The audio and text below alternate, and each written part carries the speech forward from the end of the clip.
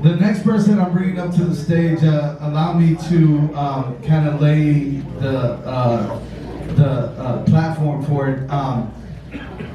We all met during the pandemic, and this person next coming up, he did a documentary about the pandemic, comedy in the pandemic, and he's a national touring comedian. And a very good friend to Zach, and a very good friend of me. Put your hands together for Dr. Brian King.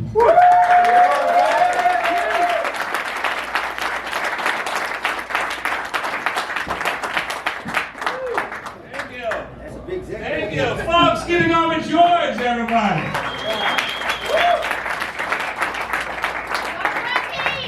And let's give it up for Dylan. I swear, I always thought that guy's name was Dylan. Weird. Some of you who knew Zach well, you might be feeling a little deja vu right now.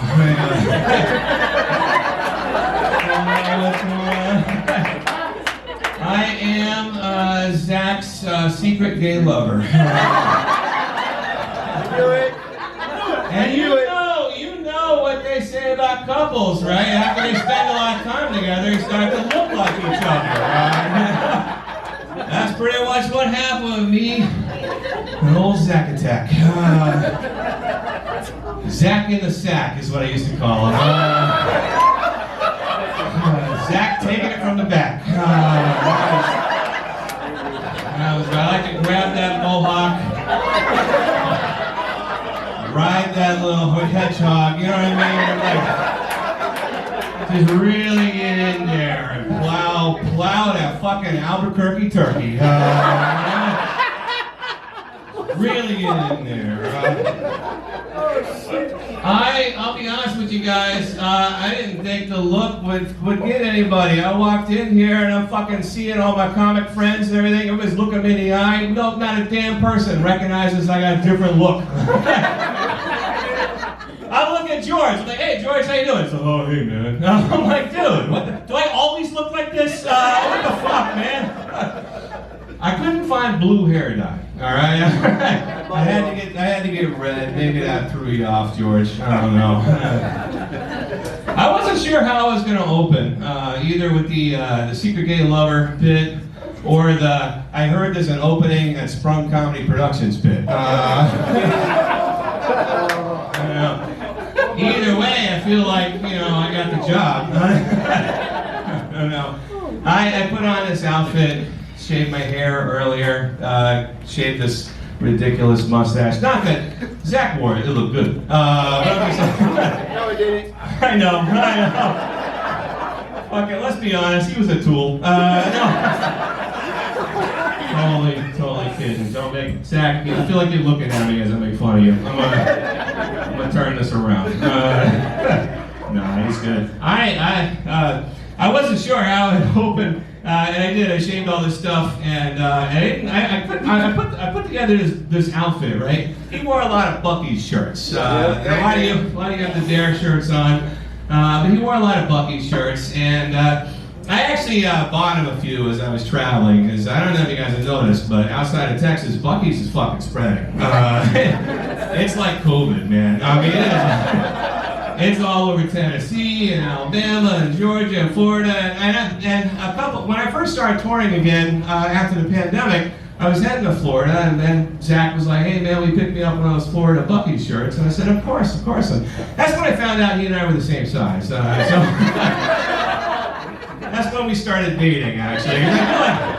I feel like you date a guy who's the same size as you, you double your wardrobe. I put this one on, I felt like it was appropriate. It's from Ennis. The Bucky's in Ennis opened about a week before he booked me at a gig there. Probably the shittiest gig of my career.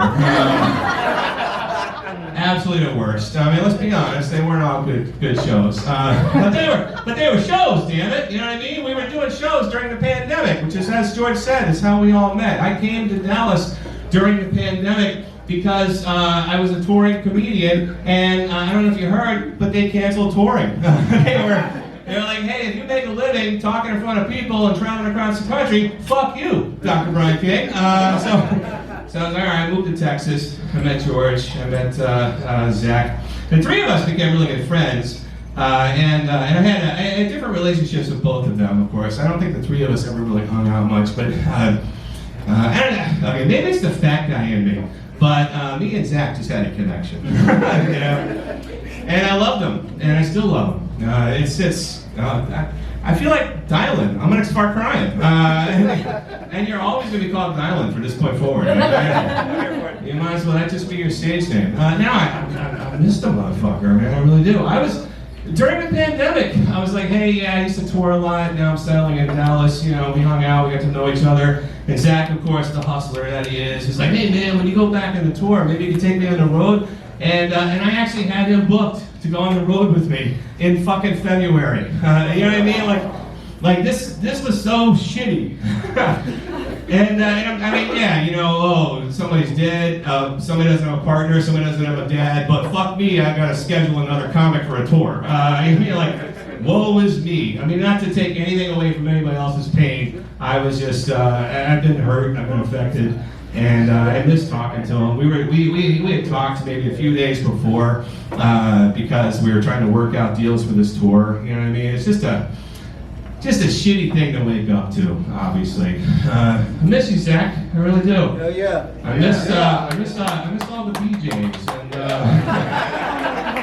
backstage hand jobs. Those are great. Most importantly, I'm just being booked for shows at no audience night. I always thought that seems like a weird theme to me. You know what I mean? Like, why are you gonna have a show with no audience? It seems like audience is kind of part of the show. You know, it's like, hey Brian, how'd you like to headline no audience night at Hyenas? I'm like, fuck yeah.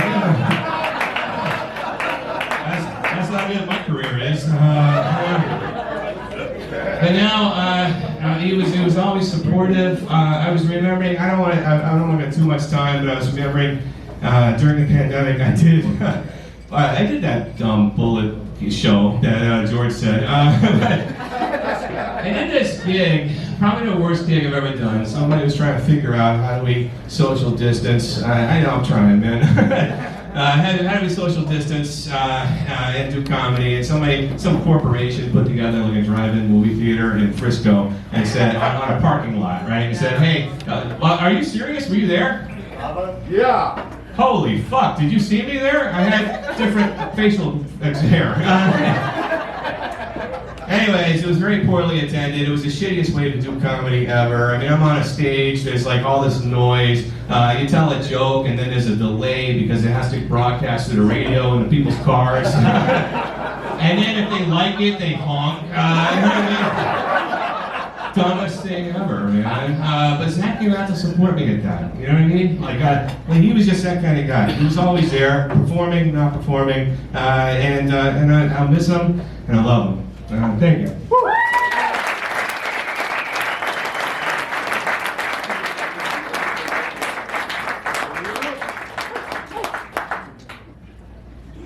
One more time for Brian King.